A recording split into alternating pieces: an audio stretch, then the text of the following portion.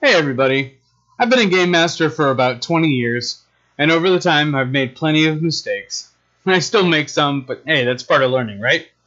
Alright, today I wanted to talk to you about saying no in your campaigns to your players. Now, saying no can suppress roleplay. I'm not saying that you can't say no, it's more like how do you say it or how you phrase it. That no, but, or that yes, but kind of thing. Sometimes letting your players try to do something, even if you feel it's pointless, makes the player feel validated.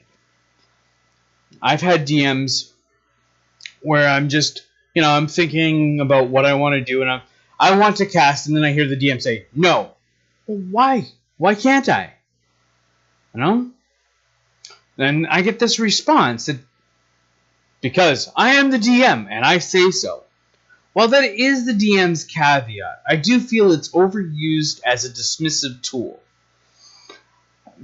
Be descriptive. Use story elements to explain why the player can't do this thing, or why they can't accomplish that task the way that they're thinking of, especially if it's within the rules or within the confines of the game.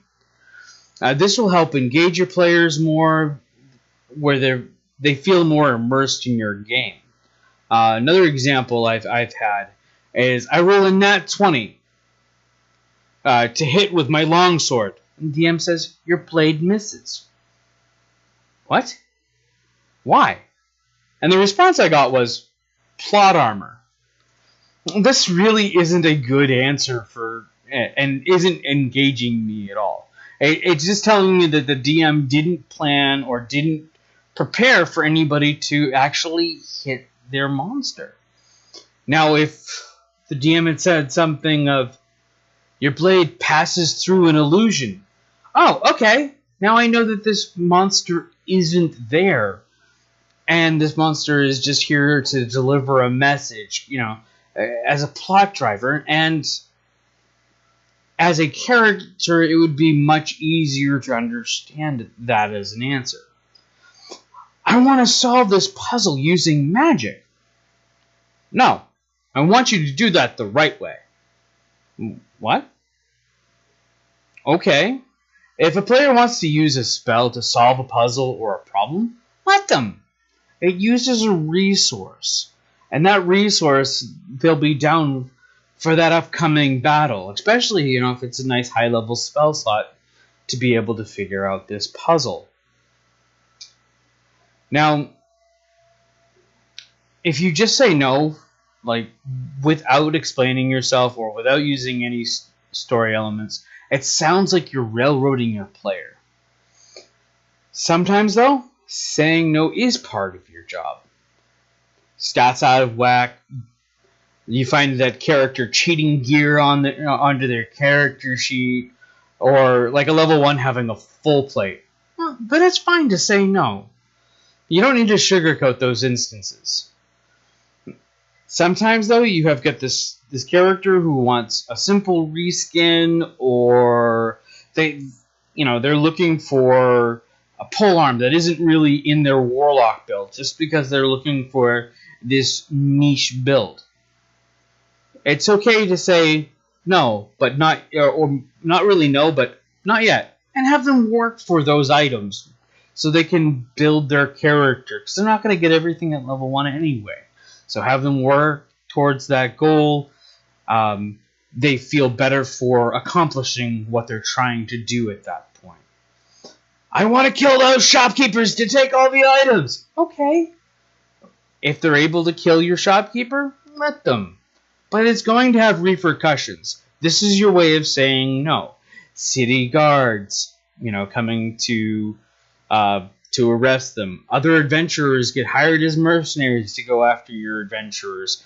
Other penalties like, negative renown or other things happening where they're no longer able to enter the city.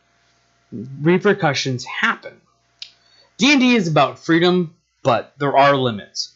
Those limits are set by you, the GM. If you want to make if you don't want a race to be in your game because it's too hard to plan around a flying creature, for example, with your encounters, ban the creature. That's fine. If you talk with your players and you have a discussion, most players are going to understand that, okay, I understand that you're not allowing that, and they'll pick another race. Most players are pretty reasonable. If you don't want players to take feats as they level up, let them know during the first session, what everybody calls session 0. If you have any homebrew world changes that make them aware of them, do spears do less damage or more damage? Is there things that the players are going to go, huh, that's not fair? Make them aware about it during that session 0 with your homebrew. Write it down. Monster changes. This is one of those that you usually find is you can add feats or change weapons, and most of the time this doesn't adjust the CR of the creature. But if you describe a bandit pulling out a long sword and they swing, at a character 15 feet away, please make sure that long sword is a magic weapon with reach, and that bandit is a bugbear. That way you've explained it within, with the game lore and game mechanics, so your players aren't going to complain about it behind your back. You're going to curtail that if you set up honest expectations. Now, that being said, you don't want to write down all of those rule adjustments that you are going to make with either the homebrew or banning this race or banning this build. I know a lot of DMs, they ban the coffee lock because they just don't want to deal with that type of character in their games. Make sure that you write it down so all of your players are aware, and make sure that they can view that document at their leisure, either when they're leveling up or as a handout.